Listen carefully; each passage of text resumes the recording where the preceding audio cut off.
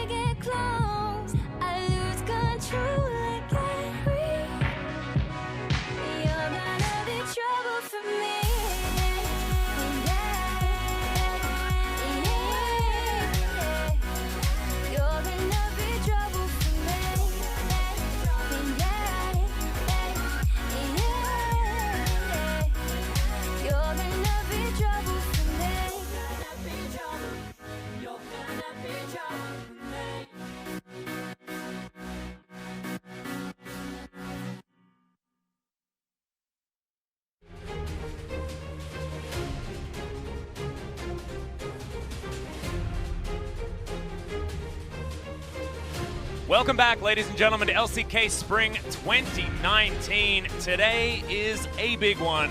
Griffin versus SKT, the rematch from the 2-0 earlier in the season. I'm Atlas, this is Papa Smithy. Great to have you back, by the way. It's been 2 weeks for the first time ever. It had never been an LCK week where I hadn't cast at least once with Papa Smithy before in 2 years. And you know what? It's been a long time since Griffin haven't played in 2 weeks. Exactly. But it's in fact Griffin coming back from a 2-week break. They're coming back to a banger. It's Griffin versus SKT. With SKT finally finding some form recently, people are daring to dream that today could be like yesterday. Yesterday, Jin-Air and their reverse Griffin fortunes had a big turn. Jin-Air finally found their first victory. Now people are daring to dream that Griffin might trip up, and you understand the reasons it could have been if we find out that Griffin do lose. It is, they've had a long break. Where are they at? We don't know. SKT is strong, but this is a Griffin team that have been so strong this season. You have to imagine they've spent the last week preparing for one opponent in SK Telecom T1, and last time these two teams faced, it was not close. Yeah, exactly right. I mean, last time it was Teddy playing 2 majors, though, on the bottom side of the map, Cassiopeia, then the Victor. I want to see him on an 80 carry as we move in this time. And SKT, in the last 7 matches, the only loss is that 1-2 versus Damwon Gaming. Otherwise, it's been pretty dominant victories here for SKT, who really want to get up to that second place. Any victory will be able to put them there, at least even with Sandbox Gaming as we have a look at the standings. Jin-Air finally getting that 0 wins column to a 1. It's not going to save them from that relegation zone anytime soon, but certainly helped build up the hopes and the hearts of all the Jin-Air fans out there. Finally, the glad plane flew. Last night against the FLICKR Freaks, KT, we're going to see them again tonight as well as they face off against Gen.G in our second matchup. They also had a week off last week, so good to see who they're going to be running in the jungle, where the old man score is going to be back, and whether KT can right the ship as they move on forward out of the potential relegation zone. But this is going to be the matchup that we're going to be all talking about, and SKT versus Griffin will start off the day. Week number 6 is going to be an important time, because if SKT can do this, if they're the first one to put a mark on Griffin. Remember, Mata's pretty used to beating Griffin, especially when he was on KT last year. But this is a very different story. This is a Griffin that looked like a completely different beast. Any situation that you put them in where you're like, oh yeah, they could lose here, they never do. they feel like 2015 SKT, and that's a terrifying prospect. And that's the thing, is you use terms like last year to be relevant. Yeah, the last year Worlds teams, they're not doing so well. Yeah. Griffin doing amazingly. Look over this match history. Only a single best-of-1 loss to Sandbox. Otherwise, green wins across the board. SK Telecom's loss, you'll notice, was quite a few best-of-3s ago. We're talking about 7 best-of-3s. They've played subsequently, like you mentioned, only lost to Damwon. They've dropped games, as you can see. The Gen G one, obviously, is a more notable one. They lost to Game King Zone as well. But this round robin, things are picking up again. What does it mean, though? Because so often this season it's been, this team's doing well, then they meet Griffin, and they kind of have that midlife crisis after losing 2-0. Yeah. Now they're facing Griffin today, and people are hoping that their better performance over time might give Griffin some trouble. Even a best-of-1 win here would be a pretty big thing. And as a second point puts up here, it's a 2-week break. That can definitely be medicine or poison. They were in such great form. Did they actually want to take any sort of a break? Yeah, that's exactly right. I mean, you can use momentum in so many different ways, and time off can be great for resetting your mental.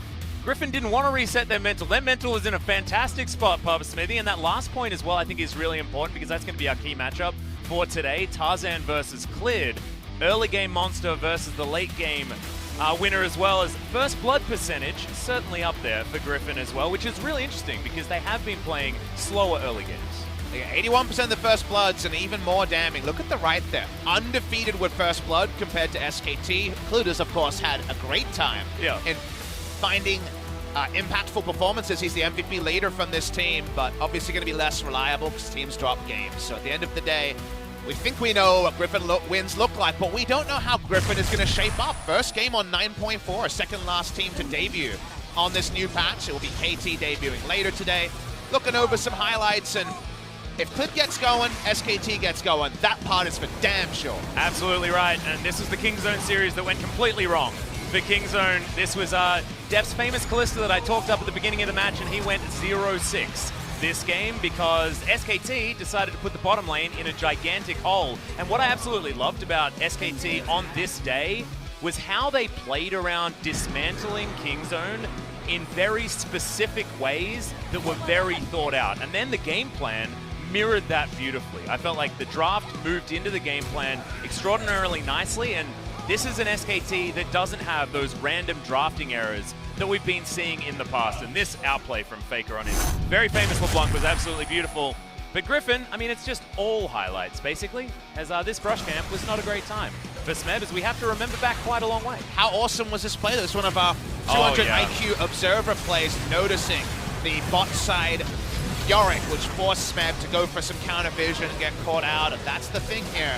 Atlas is, we forget how good Griffin were because we've had 2 weeks away, and I love that you used the 2015 SKT analogy, because in my time away from casting, the team just couldn't stop winning. I would look and I'd stare. I'd get so close to the screen and be like, is this how a team finds a victory over this team that can't lose? And then when they finally faced, no. The answer was just no. The other team was too good. But I'm back there. I can see the SKT faithful being happy today. I can see what an SKT victory looks like. But is today the day? And can they actually parlay their good form against other teams when the opposition ramps up multiple levels? Griffin has been on another level and then some. That's just something you say about the best team.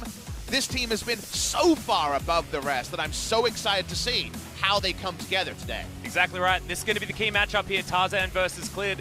There are so many key matchups in this particular game. It's going to be really hard to pin it down, but here at the LCK, we have decided that the one that we're going to look at to start off with is Clid versus Tarzan. And Tarzan has been playing a lot of scaling jungle, as you saw in the highlight reel there. The Nocturne is a big one because a lot of teams have been permabanning Kalista against Teddy.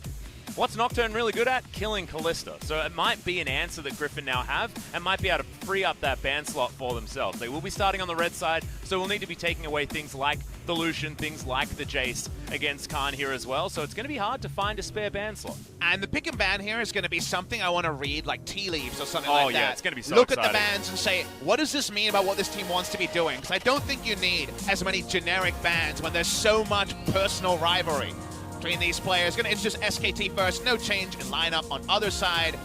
We don't have any grand reveals when SKT and Griffin play. You know what to expect. Exactly right. I felt like yesterday was all about what is this going to bring us. But here today, SKT, we know exactly what to expect. Griffin, of course, we know exactly what to expect. But this is a team that's been building that synergy. I feel like, you know, they were a fallen titan in 2018, and now they're still getting to their feet. At the beginning of 2019, the first round robin could have been an upset here for the potential dream team that everyone was touting this squad as.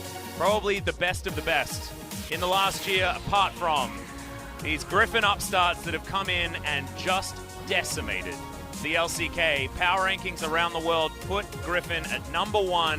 And you can understand why. Their knowledge of the game, their ability to play it out afterwards, just incredible. They will take a well-deserved bow, and welcome back here to the LCK for Week 6. And honestly, Atlas, it's even more damning than what you say, because if you look at those same rankings, it's never Griffin, SKT, Sandbox. No. It's Griffin and 4 Chinese teams, because Griffin has been so dominant regionally that they make every other team look like they're off the pace. And is that Griffin or is that Korea? Is that an overall level? We don't know the answers there. We just watch on in every Griffin performance and learn something new about the level at which League of Legends can be played. We roll it out. First game on patch 9.4 for Griffin. SKT, there's lots of silver linings to give you more expectation today. Khan has been popping off on the carries rather than looking second best on some of the tanks in the past. All the other pieces are coming together. It's very unlikely that Teddy will be playing majors in the bot lane today, and yet, what if all those things happen and they still get slammed 2-0 is something that I am scared to consider, but it's something we have to with how damn good Griffin have been. Yeah, that's exactly right, and I think that's why the draft is so important, because I want to see a draft that we come out of and we think SKT has a real shot at playing the way they want to play League of Legends up against Griffin. And then I want Griffin to be able to smash them at that level, because I felt like the draft let us down a little bit in the first 2-0. It wasn't exactly what we were expecting out of SKT. So out of this one, I want them to really get everything together, and that man on your screen really needs to get his notebook out and get things sorted. And isn't that the crazy thing? We zoom in and we're ready. You know, we're not feeling bad about Khan's performance. We're expecting a lot of all the 5 players of SKT, but the performance I'm most interested on is the coaching staff here. I think there is validity in the criticism of SKT being up and down in terms of draft. It's a very easy thing to say, we lost. I like all the players, so it must have been the draft. Yeah, and then it lost in draft and all. There's been a lot of places where you just drip it out, and the VOD review will be pretty damning for SKT. So the Brains Trust is here. Coma's in the back. We talked to him earlier today. Yeah. He is definitely ready to go, but it's all going to be on Zephyr today. Let's roll around and get it started, Atlas. It's SKT Griffin. We bigged it up last time and it let us down. Maybe today's the day, just like Jin Air yesterday, where there's some magic in the air for some sick League of Legends. Exactly right. Gallia going to the first ban here, up against Lehends, just to make sure that he's not on that engage support champion option. SKT have started things off. Griffin gonna get rid of the Lucian, and we were discussing this earlier on today, and the priority of Lucian and Ezreal. I think that Lucian's a little bit high. You think that Ezreal's a little bit high. I think both of them are absolutely deadly in the hands of both Teddy and Viper. Viper has been spamming it in solo queue. Vladimir going to be banned away from him though. As a blue side ban, and this is a champion that Khan performed on very recently.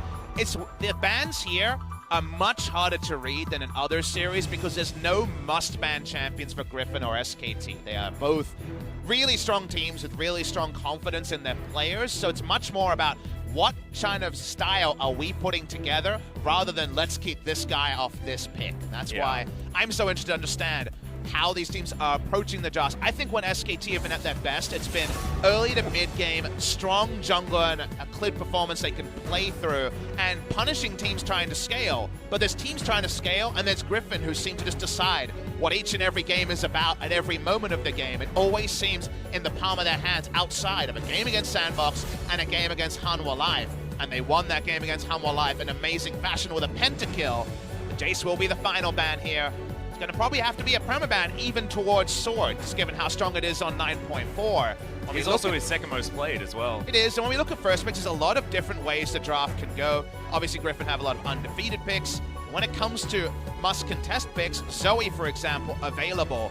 They're looking for comfort on Mata, and Mata has been a little bit up and down this season. He's definitely got some criticism. He's 4-0 on Braum, his only big multiple undefeated champion, and it's kind of notable to me that it's over something like the Tom Kench, which might actually fall through the draft. Well, at the moment, it's going to be the answering support pick in the Shen going over to Lehends as LeBlanc was being considered, but Tarzan thinking about picking away the Lee Sin. Certainly a lot of options here for Griffin in the second round, but still a lot of power picks. And if you've been having a look at the solo queue for the solo laners of both of these teams, there are a lot of contested champions that can flex between both top and mid lane is, oh, don't do it to me, FLICKR. I know he's been playing so much of it. You're not going to first solo round queue. It's actually a really bad first round with Shen already locked in here, but it's a great hover because FLICKR, of course, notably had played a lot of it. Here we go. He's going to jump on his LeBlanc. This is a matchup that is tending towards Zoe recently. We had it played at a very high level yesterday. And Zoe was able to win out there. It was considered a counter pick by me and many analysts, even LCK mids talking to them towards the end of the offseason, but feels like played at 100%. If you hit all your bubbles, you win. And Chovy and FLICKR are players who can have incredibly high expectations around. It's a great matchup. I want to notice, though, and call out that before all this happened, the hovers from Tarzan. His hovers were including LeBlanc and Lee Sin, the two champions that SKT locked in. Tarzan is praised by basically everyone in Korea as the biggest brain player possible, and he made sure to call out the SKT picks before SKT even knew that's what they wanted. Well, we're going to go with a bit of a Shen delivery system as Nocturne is locked in. Tarzan's Nocturne as well. Remember, he got a double kill with an Umbra Blades proc. So this guy is not messing around. His Nocturne is terrifying. Griffin now moving into the second ban phase. Where are they going to be focusing? Because no AD carries picked up just yet. Still a lot on the table and a lot that's viable at this particular stage of the meta. So it may not even be looking there. We might be heading towards top side, but Ashe is going to leave. Currently above 60% win rate. In solo queue, a lot of players been using her to great effect recently. My more interesting question is, what is SKT's blind pick top going to be? Because I think that's Griffin's call, right? Sin can't actually perform on the carries, and the right way to approach a red side draft on paper, for me at least, with how SKT's been playing, and of course Griffin have had their feet up watching all these teams play many best of threes, is to just give him a chance to blind pick something. And right now, they're not banning Fiora, they're not banning Yorick, they're leaving those sort of picks open here, and that is definitely an interesting gambit to play when Khan has been in really good form. Yeah, and now that the Rise is being banned, actually, it draws the attention to the fact that he wasn't picked up in that first round. We've seen him heavily contested in recent weeks, and also a fantastic flex pick. They decided to go with the LeBlanc on the SKT side, so we are going to be seeing the mid lane come out of FLICKR very early, so that flexibility in this draft isn't necessarily there for either team, as Zoe is locked in mid as well. I see the Ashe and Varus, and I think the Sivir priority might actually be pretty high for Viper. Sivir's really strong into Griffin's comp, so I would actually like it on the Griffin side as kind of a denial pick, but you could also just go for power. Varus, Ashe, some of the strongest laning AD carries and bans. Or Caitlyn actually has lost a lot of her compositional answers outside of a crazy Draven pick, but these are all champs that need to be considered. I imagine Griffin take their AD carry here, and they will go Kai'Sa, despite not necessarily having that much hard lockdown on the team. It's a little bit surprising to see the Kai'Sa priority, and I think that means Sivir for SKT. Yeah, it's a pretty obvious one here. We will be getting that AD carry matchup, but as far as the Sivir lane is concerned, this is pretty free for SKT. Shen's not going to do a whole lot in the early game, and Kai'Sa as well until she gets those evolutions. It's not going to be Sivir, it's going to be the Tristana that we've been seeing finding a lot more success recently worldwide. But this is the hype moment. The blind top lane matchup between two old friends. Khan and Sword are really long-time real-life friends. The blind pick top lane pick might actually end up being ultra-conservative. If it does end up being Aatrox, they ban Fiora, which is the strongest laning matchup into it. I don't think we're going to see a Riven top. Sorry, a Vayne top from Sword, but he's practicing Riven. Yeah. Of all players, you would not think of Sword as a Riven player. Has been practicing it, and there's a lot of overlap between Aatrox and Riven. What's the choice here? You could try to take Sion and just go for the most picked here and grin and bear it, and you do have Kai'Sa to profit from that. But I'm so interested to see Sword's approach. Wow. And actually, he goes for an oldie, but not necessarily considered a goodie on patch 9.4. Remember the last time we saw Griffin, it was a patch ago, so maybe... Wow. That does seem a little bit like they missed a memo, but okay, we're going to get 9.4 Urgot. He's copped a lot of abuse as far as the balanced team is concerned. It was actually a bigger nerf, I think, than most people appreciate. The double nerf on the shield is actually huge. Yeah. Really takes away the validity of that ability. But it seems like they want a team fight. It seems like Griffin want to have the ability to pop that ultimate, and we surprisingly get Aatrox versus Urgot top. I always was a fan of the Aatrox. I felt like played at 100%. The priority that the Aatrox could get meant a lot, and now Urgot can't shrug off damage as well. So Aatrox should be theoretically be stronger in this matchup than ever before, but a peculiar decision to roll it back. Well, CV Max and Zephyr are going to bump heads as they shake hands. Those are going to be your team compositions. Certainly some eyebrows to be raised on the top side of the map, but elsewhere, it's incredibly exciting. Tarzan's Nocturne, of course, wants to scale to level 6, very Tarzan style. Lee Sin from Clid, definitely one of the cleanest Lee Sins in the world at the moment. And Zoe versus LeBlanc, FLICKR versus Chovy. Incredibly exciting mid lane matchup, and FLICKR has a lot to prove because we know the whispers. Everyone's saying, is Chovy the new FLICKR? Well, now's the time to put his money where his mouth is. I actually look at it the other way. I think Chovy still has it all to prove because FLICKR will always be FLICKR, and Chovy's legacy is growing. Yeah. Yes, people are whispering about that, but the haters will be straight out there if FLICKR jumps back on and pulls out a big performance. Zoe versus LeBlanc, it's a skill matchup at worst, a really fun one to watch in the mid lane. We're excited to see why Urgot again. Maybe we'll see through the course of Game 1. Exactly right. The bottom lane as well is going to be a fiery one. Let's get into it. Game 1, Griffin versus SKT.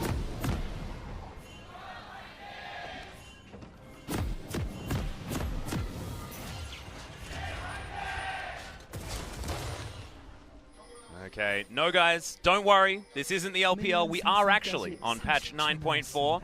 It's just they've still decided that Aatrox versus Urgot is a matchup in this game that we should be playing. And we had a single Urgot in recent memory. It didn't look great. So as play it over in the LEC, it didn't look great. So yes, the ultimate is still super high value. The team fighting around Urgot will be strong, but definitely going to be giving up some lane control to make that happen. It's not like his jungler will be attentive. It's a Nocturne, so this is much more about combos. And if you remember back, Atlas, when Griffin came into the LCK for the first time in summer of last year, their first defining strategy was Nocturne Shen. They played a lot of Nocturne Shen and was super good at pulling the trigger. It always feels like Griffin are razor sharp at knowing when the moment is to start a fight, both in terms of scaling and also in terms of just winning a 3v3 or a 4v4. But the reality is Tarzan's going to be on farming duty, and Clid, who can also take the level 6 route, is someone who might just end up getting a free chance to find his man, and if Clid gets going, usually so do SKT. Yeah, and we'll see whether SKT is going to be able to use this jungle advantage in the early game to get some pressure, especially around this lane. As you can see, FLICKR is going to get first damage there with the distortion coming out, but Chovy is going to be absolutely fine, and I'm glad that you had the conversation yesterday about the Zoe versus LeBlanc matchup, because it has been really interesting to track the fact that Zoe's sort of come back and nothing has changed all that much, apart from Zoe getting a few nerfs, if anything. Yeah, Zoe for sure is considered one of the most popular blind picks because this matchup has become more contained, because people are favoring Zoe in the matchup played at the highest level. You have to hit the bubble, though. That's the thing. Yeah. When LeBlanc looks at aggressive trade, post 6, you hit the bubble, you win. You miss the bubble, you lose. Now, the only other kind of wrinkle around it is if you can just land the paddle stars, the health lead before the LeBlanc all-in comes in, might be relevant as well. But I want to talk about something right here, Atlas. We actually saw the runes come up, and you might say, boring, Kalista versus Tristana runes. Notice the Kalista, not Kalista, I say Kai'Sa, has gone for press the attack. We don't often see this choice on Kai'Sa. The reason why it's relevant is that Tristana, with lethal tempo, can get up those stacks of the E very, very quickly, the explosive charge, and win aggressive trades. Why Tristana into Kalista was a matchup for a long time. The Kai'Sa's taken press the attack to fight back, so we might see some aggressive trading, and even in the jungle. Yeah, speaking of which, Tarzan's going to get that Fear Tether, wants to clear out some vision there as well, but Safeguard is going to get cleared out of there. Has to use his warding totem, though, so a little bit of less vision in exactly where SKT wants it. Not often you see no fleet footwork among 80 carries, and another notable difference, Teddy has gone teleport. Yeah. Which means Mata has to bring out the heal. No Ignite bot lane for SKT, but the potential to get better back timings than are available for Viper. This could just be about getting early Drakes, so being a first spawn mountain and having the TP advantage, if the ganks don't come, and we don't expect them from Tarzan early in the game, you get the better reset, you get the first Drake, and you actually get an objective snowball against the undefeated Team Griffin. And have a look at this from SKT. One thing that we've been praising them for, especially in recent games, is their control of the early game to get themselves into great positions. And Tarzan has been spotted throughout his jungle route this entire time. That ward that FLICKR just put down, and also this one that's a little bit closer. Paddlestar is going to knock FLICKR into his passive. The Deceiver in a little bit of trouble here in the mid lane potentially, but to go back to my point, Tarzan isn't doing his general thing where often he can stay invisible on the map as a Nocturne in the early levels. And didn't even need an Ashe. We often see Ashe as a compositional answer to Nocturne, to have that ability to spot him and his exact path. So team effort required, and like you say, definitely deserves to be rewarded for SKT's approach in the early game. Again, when they've had early game control, they feel like the dream team, and all the other hype that was put into the roster. They have had some super clean games. When that eludes them, things have definitely been a lot more wayward for SKT. So far, so good. Nocturne just waiting for his timings. And Griffin, I gotta admit, ever since 9.1 ended, they have been largely a slow team in the early game. They haven't been blowing people by, especially in game number 1 of a series. A lot of game 2s, they've just taken their wins from a game 1 and bulldozed, but their game 1s are very slow as they kind of wait to size up their opposition. You can see Chovy coming over, thinking about contesting this Rift Scuttler, but priority on the top side. For Khan, a bit of a problem as Tenny's going to rocket jump forward onto Viper. An explosive charge will go off and even out that trade a little bit, but very aggressive bottom side. For any window to get a back timing that they can take advantage of, and remember the teleport there. Tarzan is looking for a level 4 gank, not spotted. All the vision was placed top side, remember. How much will Teddy and Mata reset? They're showing so much respect to Lehends walking up, and the fact that for the first time in the game, they don't know where the Nocturne is. Yeah, but that's absolutely fantastic heads-up play to make sure that they can... That was actually super heads-up by Mata. They expected the interrupt in the back, and he actually twitches the E to make sure that Teddy's recall fully goes through. And that's not just a recall, it's a big one. He now has a BF sword lead and a huge mana bar lead, so what do we talk about? Getting better back timings to vindicate first pick Braum and TP Tristana. That should get them Drakes. And the Drake is going to be leashed, but for now, not started.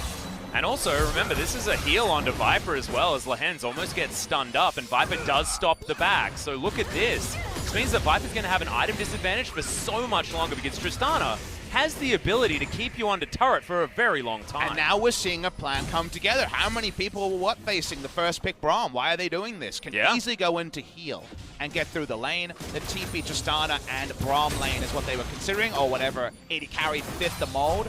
And it's gotten them huge priority around bot, usually a boon for Griffin. Now very much on the back foot, dreading a back because they know that Drake could go in an instant. And Griffin decided to do this, remember? They picked up the Shen in the second round. It was their answer to the Braum, and then picked up the Kai'Sa as their power pick. But this is a Tristana that looks like an early game pick. You can see already 2 turret plates are going to evaporate 7 minutes in. This is just huge priority being acted on here for SKT, and I can see rubbing your hands together, Papa Smithy, because we certainly have a series on our hands. And it's SKT doing new stuff, but it's being pulled off in a way that the bot lane awesome dudes like Cassio were not working for them against Griffin the first time. Already they've come in with a cogent plan and they're playing to it, and Griffin have gone for the sort of passive comp that can't really punish. Not a level 3 jungler that can come bot and say, alright, you're teleporting first time at 4 minutes, you're not getting a preferential back time. Even Braum, using his Unbreakable to allow the Tristana recall has been relevant because it's one of the big reasons they have a 2 turret plate lead. Well, Tarzan's going to have his back stopped here as Fear Tether does get broken, as the Umbral dash is enough to get through the wall, as Clid gets the kick, flash, Chovy, Resonating Strike is in there, picks up a flash though, and gets himself out. Has to use his own in the play though, so that is flash down and a successful gank for Clid. Only a single summoner from Chovy. He did not have to use his cleanse, but does mean that LeBlanc all in is going to be much more terrifying, and the just hit the bubble meme is now even more important. Griffin going to steal away the scuttle. Remember that Shen can, of course, taunt those camps, and that means you can just burst it down in one rotation. So back away from there, Lehends still level 5.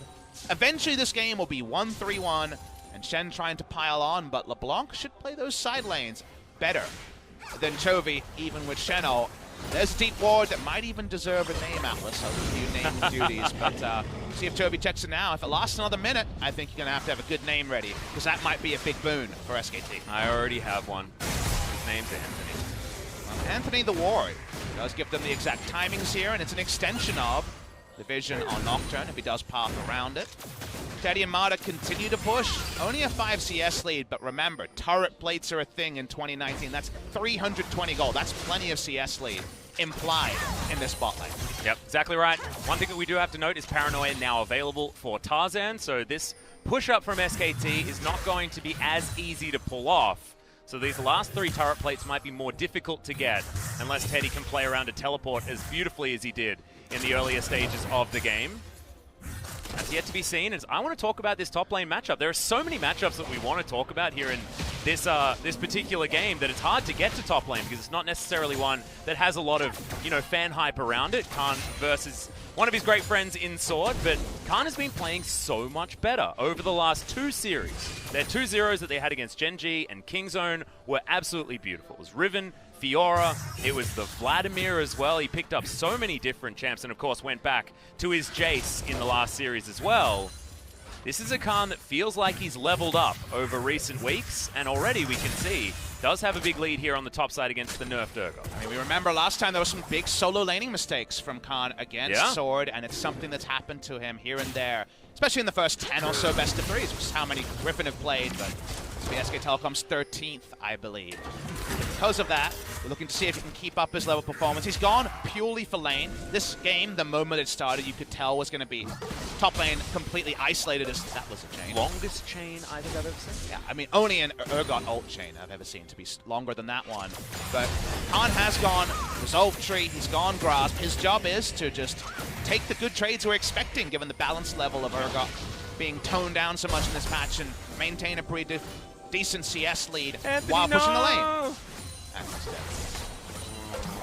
Do you need a moment for a eulogy? Or we're just gonna leave it there? I wish I hadn't have named him. Now it feels too real. That's why we make things personal here on the LCK. One of the best things Monty and Doa did back in the day was really hype up the names of players, the Immortal Score, adding those little markers onto, you know, Korean players who couldn't speak for themselves in English. So we give people names here and wards of people. Well, now we're going to be even more sad as they do go down. There's going to be certain cannon minions that we're going to name as well. Banner of Command is gone. Chovy's health bar not. His flash is going to be up in about a minute and a half. It hasn't been something to return to, but little things are going a long way. 2 turret plates in the bot lane, a CS lead in the top, in a completely isolated matchup, and LeBlanc actually winning in CS next to a Zoe. Yesterday, it's 3 winning lanes for SKT. Exactly, and yesterday, this matchup was about a 30 CS lead for Zoe. So we're seeing that with the attention to mid and FLICKR having a good performance, the early game better than expected at 11 minutes. Remember that Griffin have by far the highest goal difference at 15. It's around 4,000 average lead at 15. Right now, they're down goal. Exactly right. So we'll see whether that's going to continue for SKT. At the moment, not exactly a huge number. Tristana comes back to lane, building towards Zeal item by the looks of things, the classic Tristana build, where you just want to get as much attack speed and damage as possible, because that's the best at taking down turrets. This first Drake, later than we would have expected, given the priority. Could have been around the time the turret plates will be taken, but it will be Mountain Drake around the strong lane for SKT. Yeah, need to talk about how good the Mountain Drake is for this particular composition as well, because what does Tristana do? She kills turrets really, really, really, really well. She's pretty good at killing champions too, but I take your point there. Baron threat pretty good from Tristana as well. Seeing a bit of map splitting here as Nocturne was topside. I want to mention that we do see the BF Sword double pickaxe build at level 9. This gives the evolve on Q. Yes. And that is pretty standard thing, right? On 80 carries. Prediction. The crowd. That was a prediction. There was no ward there from SKT. The reason why I bring attention to this is not to educate fans on the build, because it's now pretty common around the world, but to remember, at level 9, when you get that increased Q damage from all the extra missiles with press the attack, that is insane burst that if you don't remember the keystone, if you don't pay attention to it, might catch you out as any member of SKT. Yeah, exactly right. We'll actually give a huge power spike, like you say, so should be able to lane much more effectively. At the moment, we're not going to be able to check that one as Sword could be in potential trouble as Khan's going to dash on forward, but doesn't get the sweet spot knocker. Tarzan actually doesn't know this has stayed leashed on the top side. It's of course a possibility, but the leash range is so long for Rift Herald, and this should be another objective. Happily leashed by Griffin and accepted gleefully by SKT. Yeah, Clid's going to be able to lock that one down. Both Dragon and the Rift Herald Going over to SKT in this early game. Where have SKT been strong? It's early. Not necessarily Griffin's MO, as they're going to start right now. Aatrox does have the World Ender, but Sword is going to put him in the grinder. That position is not where you want to be. He does use the flash to try and get out of the way, and that's just not quite long enough on the corrosive charge, and Khan gets away. And you love the prize fight feel we have in Lol Park. Even Rip Herald's being claimed to being cheered by the SKT fans. Cheers are going to have to be held by Griffin. They don't get the answering kill, even though the setup was good from them. The all-in is easily flashed away after all. The Rift Herald in the mid lane pushes in. They're getting so much turret damage, no longer plates, but there's so much standing gold soon to be claimed by SKT. Yeah, and look at that clock, though. That is 14 and 15 seconds. Shelly's already dead. She was thrown down in the mid lane. That is so many more turret plates. Remember, SKT was probably one of the only teams that's been able to take every plate in the game. That was in the Kesper Cup. That was a long time ago. But SKT, the team that were able to get most of them, because have a look at the turrets on their side. It's basically new houses here for SKT. Now, I can't fully confirm that it was during the turret plates being up. I actually didn't notice the timer. It was. That's good to know. So the turret plates there are probably the only reason there is a smattering of a gold lead. Now, this gold lead is kind of likely to balloon. The observers are showing us there's a lot of standing gold soon to be claimed with any sort of deep roam by the Lee Sin or deep vision to walk up. Because it hasn't been claimed just yet, the gold gap has actually stayed the same, around 600 gold, but blink and you might miss a sudden 2,500 gold injection to SKT's side. Yeah, exactly. But now, what are they going to be able to do to bridge this mid game into a late game that Tristana might be able to take over? How do they get out of this Griffin team composition that we can see the identity of beautifully on paper, right? It's deliver a Shen into a backline and then follow up with your Kai'Sa when she can do it. If you can have Chovy land the right bubble around this sort of mid lane if the ARAM is going to come in, something like that. I mean, it's so clear how Griffin are going to win fights as we move to the mid and late game. SKT, a little bit more finesse required in this composition. But honestly, it's not a super outscale 5v5 comp from Griffin. I give them the slight lead purely because they went Sword as Urgot last pick, ostensibly just to have the fear beyond death and the ability to reset a team fight, take advantage. Just speaking of resets, we see Teddy just leap in with his lethal tempo lead. That is the first turret of the game. The gold lead finally does balloon. I think the Urgot over Aatrox team fighting effectiveness lead is kind of the only relevant difference. They have 280 carries that can both turn their positioning from front to back to go more aggressive. They have pick mages in the mid lane, and Nocturne and Lee Sin both a lot of backline threats, so maybe a little bit more dive from Griffin, but otherwise, quite a lot of parity as the game goes on. So given that analysis, a gold lead sounds pretty damn pivotal when the comps are quite overlapping. Yeah, I absolutely love it. And I also feel like SKT have given themselves a lot of different ways to win the game as well. I mean, they can play split push with Khan if they want to. FLICKR, like you say, is going to be better in that side lane. They can play around the map much more cleanly than Griffin can with this composition. And that just suits SKT's style because that's been exactly how they've won games in 2019. Watching on here and what it all means. Execution is going to be so important. SKT's already leveled up and then some. Very, very strong first 15 minutes of the game, but a very, very strong 15 minutes of the game against Griffin means you're not in a disadvantage, means you're in a decent spot. Griffin don't get blown up in the early game.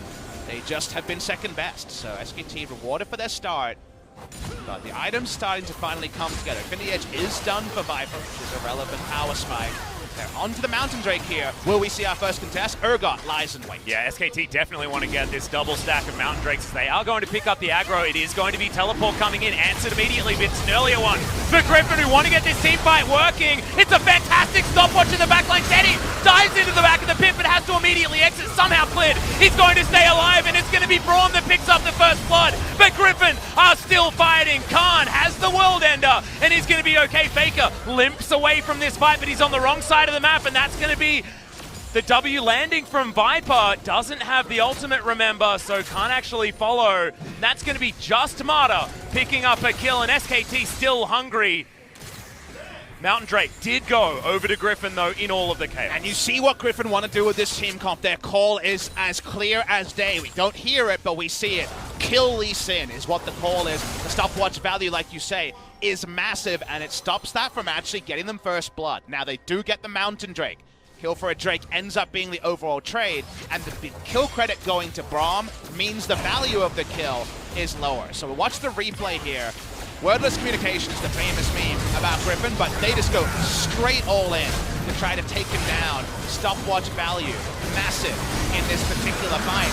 Turn onto Chovy is the call from SKT, and that's where the kick is. Where the kick is kind of just get the damage in there, keep Zoe in the fight. Zoe goes down, kill credit to Braum. Mountain Drake goes to Griffin.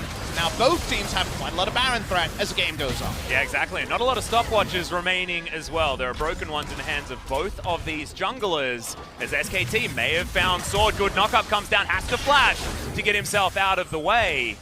And it's going to be a big deal as now SKT a lot of control topside. And the roam timing is great from FLICKR. The minion wave is pushed in. They don't even lose minions, and they blow an enemy flash. That's just a freebie. The side of SKT. Lane assignment here. They see some armor in Sword's build, and they say, ha, deal with FLICKR on this LeBlanc. And we already mentioned this, you're always so much more flexible in the side lane with the LeBlanc compared to the Zoe, who just wants a blue buff and some grouping to happen. She's a 4-1 champ, and FLICKR can excel in both the 1-3-1 and the grouping phase as needed. Yep, exactly right. And I think that's a great way to play around Griffin. They pride themselves on being basically one mind. You were talking about the calls from Griffin, but often they just know what to do. They don't need to talk about it in these team fights, and SKT have the option of just not playing into it. They can just play around this map and just win in side lanes with a better team composition at winning that way. And the builds here are so overlapping. If you actually just cast your eyes to the items, there's so many mirror item builds, much parity between them. Working on a Guardian Angel, both junglers, for example. Yeah, top lane finishing off their Black Cleaver at about the same time. Second item completion on Viper, one of the few things that is not overlapping between the two. I think 2-item spike goes to Viper. I think the 3-4-item spike starts to go to Tristana, and then it's going to be about execution from there, I think. Tristana's only true advantage over Kai'Sa is in the sieging game, is of course rapid fire cannon, the levels come in, and you're going to get much more pot shots at the enemy turret than Griffin will. Yeah, that he certainly will be able to shoot things from a long distance. With that draw a bead passive coming in. Void Seeker not going to land there as ward down from Griffin knows exactly where this top jungle combo is. Khan steals away the blue, and that removes Zoe's ability in the 4-1 to poke more reliably than the LeBlanc. Looking at the lane assignments here, shielding the Zoe from being dictated to and just being able to execute in a long lane is what you're looking for. So she's in the side lane with the outer turret. You need that safety.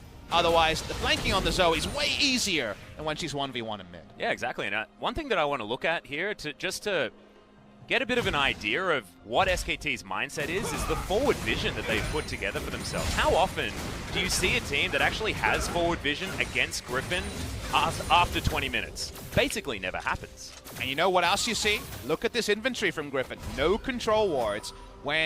If you think about what Griffin do have reliably, the SKT can't match, is they delete someone really fast. They press the attack. Kai'Sa's the confirmation. They're looking for the picks, and the Urgot last pick also. So actually being able to walk up and get those picks right now is impossible. They need a reset where they can finish some items and get some control wards, because the map vision lead is one note to SKT. And if I'm doing a VOD review, I pause it here and say, Griffin are completely allowing SKT to run the game as fast as SKT wants. SKT is the driver, and Griffin is the noisy passenger trying to backseat drive. Yeah. And SKT can get a lot on the map. While that's true, I guess Griffin are just relieved that the Drake is a low roll and it's a Cloud Drake. Yeah, they're just waiting for SKT to pull over, finally. And that could be a mistake, or that could just be an inevitability of time. And that's what's happening in this game. It's taken a while, but they finally engineered a full reset. It is a Rage Blade timing with no control ward from the Kai'Sa, but the Rage Blade timing does mean Viper is finally team fight ready. Does mean also that Teddy can play more aggressively as well, because he's managed to fit this stopwatch into his build a little bit earlier. Just threw down his control ward there as well. Looks like he's going to be going for the double seal as FLICKR predicts Chovy, but that's the flashing from Lehends.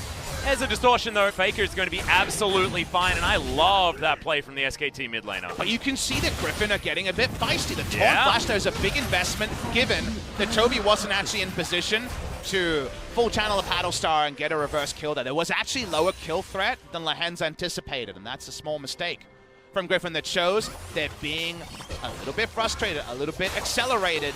And this is a Griffin with 2 weeks since their last stage game, and I think for the first time we're seeing them look a bit mortal. They seem a little bit off the pace compared to before, when they decided the pace at every moment. Precisely. Well, FLICKR's not going to be able to chase down Tarzan, who you can see still relatively squishy on this Nocturne. Is always a bit of a problem for him before he gets that Guardian Angel for the extra life in these fights.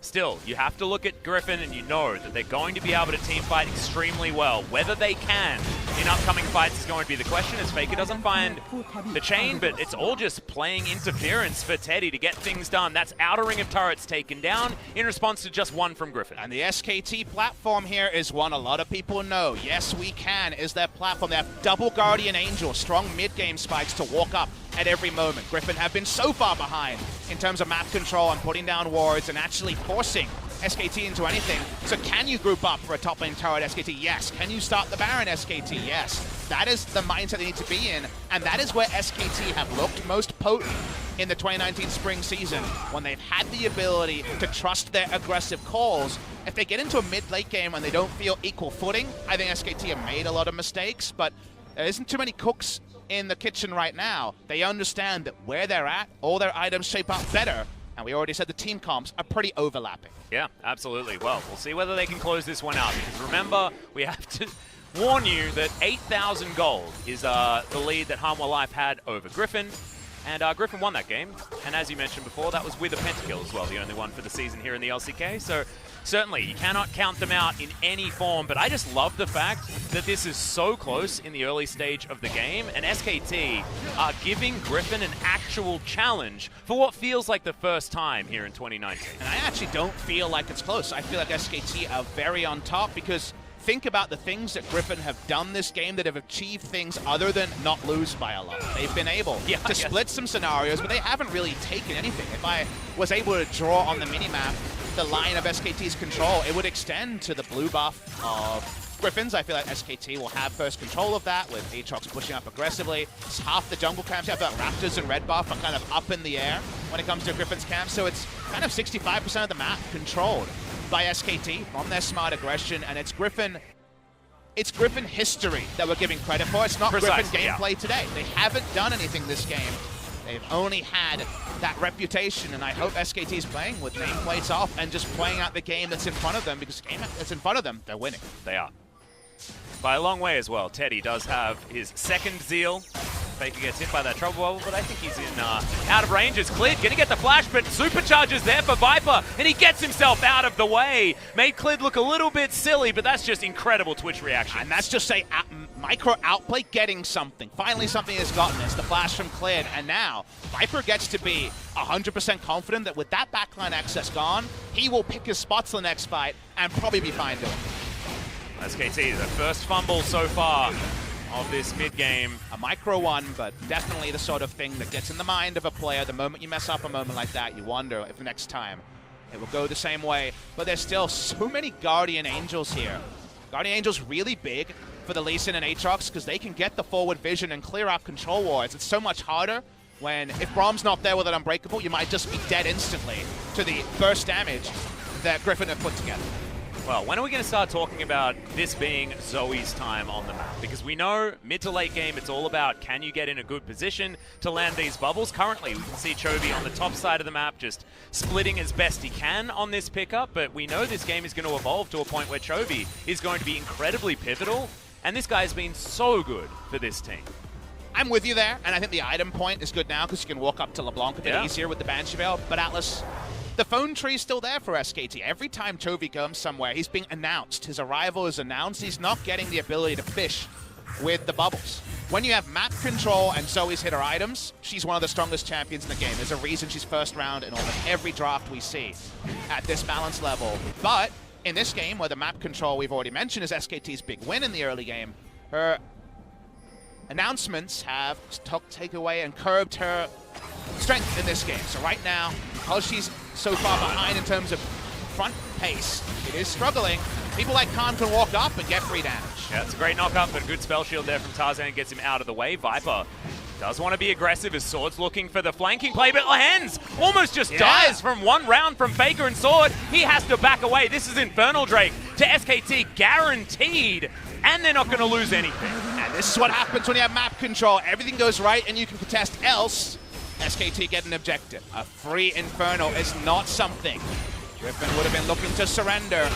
Now is the time to stand and be counted. 3 items on both AD carries. There's no more waiting from Griffin. We don't think they have an insanely massive scaling advantage, and they pull the trigger. Oh, Paranoia is coming in. Sword gets into a great position, but the flash gets FLICKR out of the way. Distortion even further as now the Trouble Bubble lands onto Khan. The re-engage though from SKT is Sword. Very, very low. Stopwatch keeps him alive. Spirit's Refuge from Lehends as he's buying so much time in the back line. The flash forward Martyr doesn't get it as the Perch Shield comes up for Sword. Now Khan with his stopwatch gets himself out of this fight, and there are no kills just yet.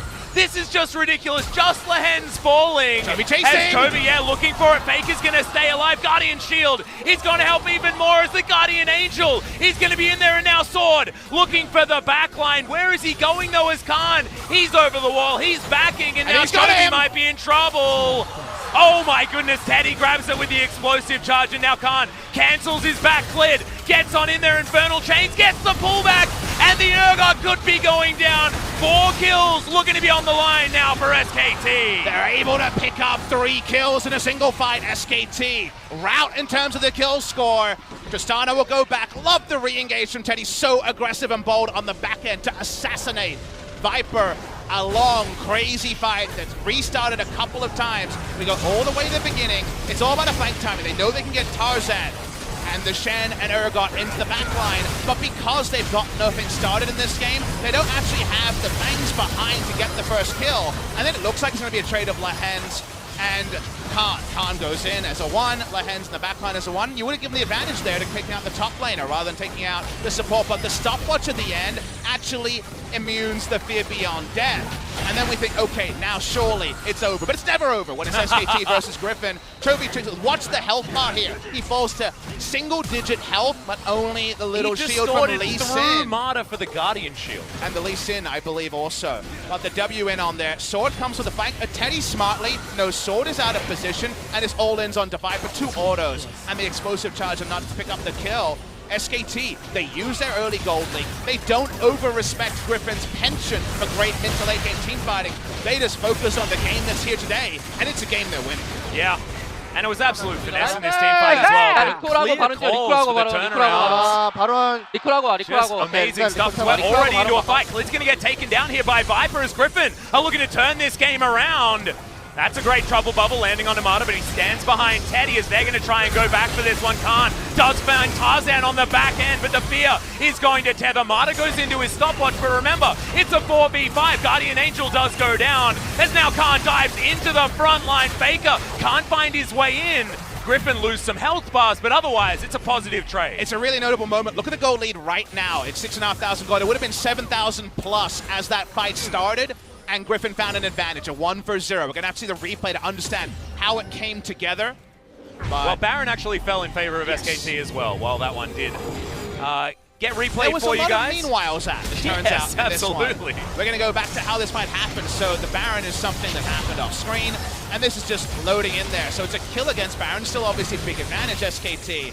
But we know Griffin will pull the trigger. They don't need introductions. They don't care about Baron buffs. They get a single Baron buff, but it's not actually a relevant one in terms of how the game will play out, because you really want to get a side laner's Baron buff off to relieve side lane pressure. They don't get that here, and that means that Baron's still worn for a minute and a half. Yeah, as soon as it's not Khan or FLICKR, then you're not exactly super psyched about removing that Baron, but still, they'll take whatever they can get, and that is going to protect them from having 0 kills so far this game.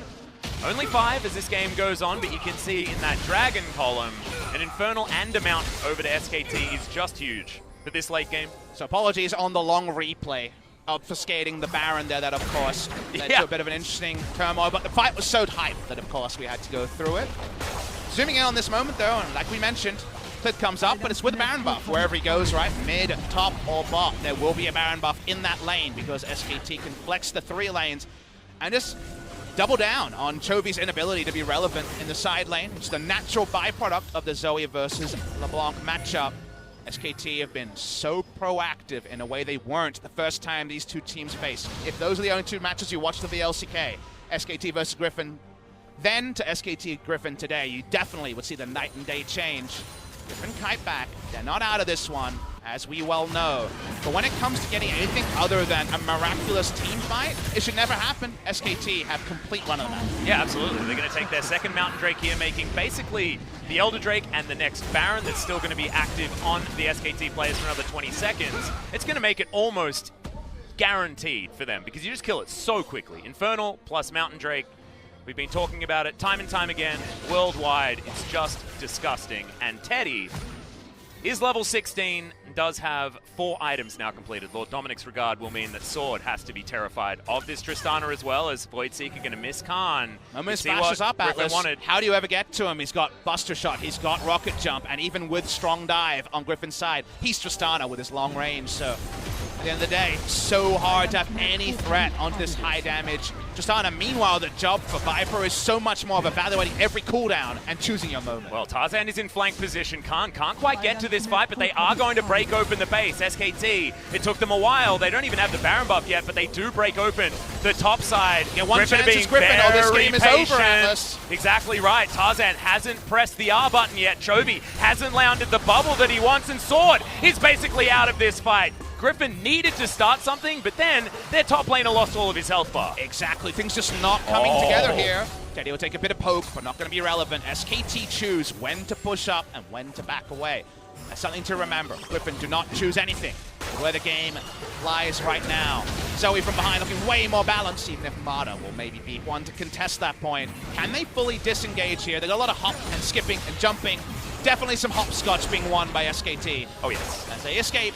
Notice that gold lead. It's around a famous number for Griffin, and Chovy might be dead. Yeah, Mimic Distortion is going to land, but the chain isn't, and so Chovy's going to walk away with his life. Still had the cleanse available, so I don't think he was dying just there. Griffin now looking to try and get back before this reset and get themselves the outer turret in the mid lane, but SKT say, nope, we don't need control wards. We are going to fight you away from this objective. You're not getting any more than one turret. And the Baron spawns in 50 seconds, and right now SKT have no control there. So that's why you want to keep SKT on the map as long as possible, and then say, well, you got no wards, how are you going to contest for this Baron? But they're not strong enough to actually force SKT to do anything, so SKT gets the reset, the control wards will fill up in the inventory. No longer can the LeBlanc or Tristana contribute, but there will be the access to 4 at the present. Meanwhile, on the side of Griffin, they're going to need to go for that reset because their control wards will be taken out. Reason why we zoom in on this has been very pivotal on recent game decisions, but also given that Griffin really can only play around Baron well at this point, they can't really match a pretty mirror team comp in terms of 5v5 without a big Zoe pick or a big pick in general being the reason they find an advantage. So they really need the vision to find that Zoe efficacy that you asked me about 20 minutes ago and we still haven't seen because they've never been able to get a vision lead. And you also almost need to have a control ward in that pit as well because the Baron's going to go down extraordinarily fast. Double Mountain Drake and Infernal and a Tristana. Yep. Yeah, that purple worm is not going to last very long on this map, so they need to have almost permanent vision in there. Clid's going to be standing on this ward here for Griffin as he does sidestep. Chovy's not landing the bubbles that he needs to, and speaking of which, Sword's going to take so much damage. Garbo's Stoneplate, is it going to be enough to actually keep him alive? As here's the re-engage. Tarzan dives into the backline, but Teddy is going to be able to kite him out. Sword is out of this fight, he's got no health, and the kickback just for the disengage. The grinder is going to come in, but there's a GA, and now Griffin do regroup. They do get themselves together. As that taunt onto Khan was exceptional, and now Teddy gonna get knocked up. Lehends destroyed in the backline, and it's actually Teddy that throws the auto attack. Now Chovy taking damage, and the Tristana with 2 kills in this fight should be able to help destroy the Griffin base. 2 teams fighting at such a high level in the team fights, both of them understanding when they can go in and when they have to respect. Teddy able to re-engage. They're going to get 2 inhibitors out of this. I don't know if Griffin can mount a defense, and Braum in the front should make it guaranteed. This is absolutely beautiful from SKT. They're playing around their composition so beautifully. They're playing around their win conditions, their timings. This is what we wanted the first time we saw this matchup. Absolutely amazing stuff for SKT. It's a blind Baron start.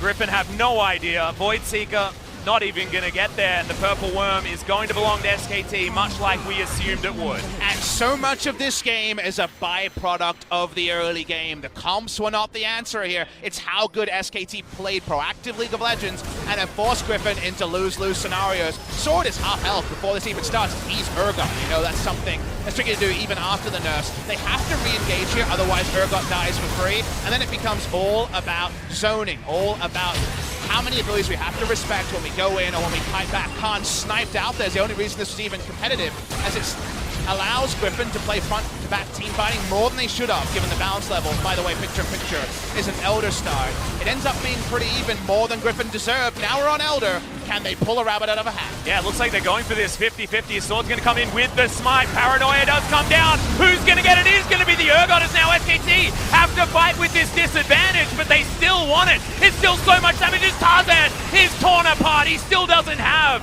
his GA back up again, and SKT are going to have the man advantage. Good stun is going to come down. Stand United, not enough, as Chovy is eradicated on the back end, and now Lehends, he's relegated to just trying to buy time for Griffin. Another double kill for Teddy. It's an emergency Elder Dragon just because they know with no map control, no inhibitors, they're going to lose it anyway. Unfortunately, that means SKT just take the fight. They make the right decision. They stand up to the Elder Drake, and they might just end the game right now. Yeah, they're looking to. They will break open the base in all 3 lanes first, as this minion wave is going to conga line forward.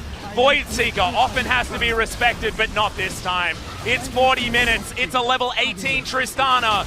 Only a few auto attacks, and these Nexus turrets are going to be history, and SKT may have made history now against Griffin. The second map that this team has ever taken from the Young Guns, and the Nexus will go down. SK Telecom are victorious.